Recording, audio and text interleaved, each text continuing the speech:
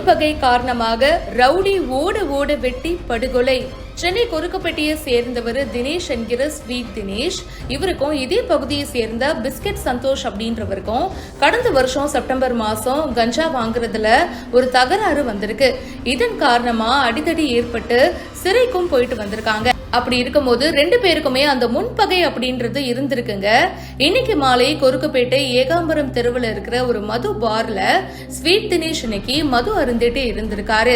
அங்க ஏற்கனவே பிஸ்கட் சந்தோஷும் அவருடைய ரெண்டு கூட்டாளிகளும் இருந்திருக்காங்க. அவங்க மறைச்சு வச்சிருந்த கத்தியால தினேஷ சரமாரியா வெட்டி இருக்காங்க. இவங்க கிட்ட இருந்து தப்பிக்க தினேஷும் ட்ரை பண்ணிருக்காரு. ஆனா துரத்தி வெட்டிட்டு தப்பி ஓடி இருக்காங்க. சினிமால தாங்க இந்த மாதிரி காட்சிகள்லாம் நம்ம பார்த்திருப்போம். ஆனா இப்போ நிஜத்துல நடந்திருக்கு.